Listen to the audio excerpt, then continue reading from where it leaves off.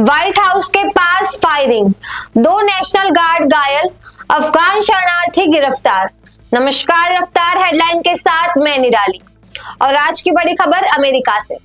America में बुधवार को व्हाइट हाउस के पास फायरिंग हुई है, जिसमें दो नेशनल गार्ड गंभीर रूप से घायल हुए हैं। हमलावर अफगान शरणार्थी रहमान उल्लाह लकनवाल उम्र 19 को मौके से गिरफ्तार कर लिया गया है। कहां और कैसे हुआ हमला? तो ये घटना फैरागट वेस्ट मेट्रो स्टेशन के पास दोपहर 2:15 को हुई। रिपोर्ट्स के मुताबिक लाकनवाल कई मिनट तक आसपास घूमता रहा, फिर अचानक उसने गोली चलानी शुरू कर दी। उसने पहले एक महिला गार्ड को सीने और फिर सिर पर गोली मारी। इसके बाद एक अन्य गार्ड को भी निशाना बनाया। मौके पर मौजूद तीसरे गार्ड ने जवाबी फायर किया और हमलावर को काबू में किया। हमलावर को लगभग बिना कपड़ों के एम्बुलेंस में ले जाया गया। हमलावर का बैकग्राउंड तो लाकनवाल 2010 से 2020 तक अफगान सेना में था। अमेरिकी स्पेशल फोर्सेस के साथ कई ऑपरेशंस में हिस्सा भी लिया। 2021 में वो अमेरिका पहुंचा। 2024 में शरणार्थी स्टेटस के लिए आवेदन दिया। 2025 के अप्रैल में उसको मंजूरी मिली। वॉशिंगटन के बेलिंगहैम में पत्नी और 5 बच्चों के साथ रहता था।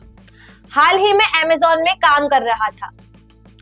इस पूरे मामले में ट्रंप ने कड़ी प्रतिक्रिया दी है। उन्होंने कहा कि मानवता के खिलाफ अपराध है।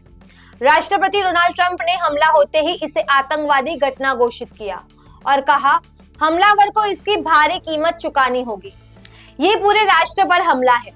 अफगान शरणार्थी की तुरंत एंट्री रोक दी जाती है। ट्रंप ने वॉशिंगटन डीसी की सुरक्षा के लिए 500 अतिरिक्त नेशनल गार्ड्स भेजने का आदेश दिया है। उन्होंने पिछले प्रशासन पर हमला बोलते हुए कहा, पिछली सरकार ने अफगान नागरिकों की सही जांच नहीं की। अब इन सब की दोबारा जांच होगी। उसके परिवार का कहना है कई महीनों से वो संपर्क में नहीं था। यूएससीआईसी का बड़ा फैसला, अफगानों की इमिग्रेशन प्रक्रिया रद्द। यूएससीआईसी ने घोषणा की है कि अफगान नागरिकों की सभी इमिग्रेशन रिक्वेस्ट अनिश्चित काल के लिए रोक दी जाती है। सुरक्षा जांच और वेरिफिकेशन सिस्टम की दोबारा समीक्षा होगी। समीक्षा पूरी होने तक कोई भी अफगान नागरिक आगे की प्रक्रिया नहीं बढ़ा पाएगा। एजेंसी का बयान, अमेरिकी जनता की सुरक्षा सर्वोच्च प्राथमिकता है। क्या ये आतंकवादी हमला है?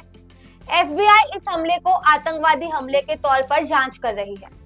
अभी तक हमलावर का मकसद साफ नहीं हुआ है, लेकिन ट्रंप इसे विदेशी खतरे से जोड़ रहे हैं। घायल नेशनल गार्ड्स की बात करें तो एक घायल जवान की पहचान एंड्रयू वॉल्फ के तौर पर हुई है। उसकी सर्जरी जारी है, हालत बहुत गंभीर है।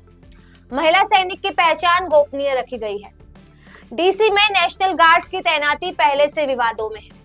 पिछले महीनों से डीसी में नेशनल गार्ड्स की तैनाती को लेकर विवाद जारी है।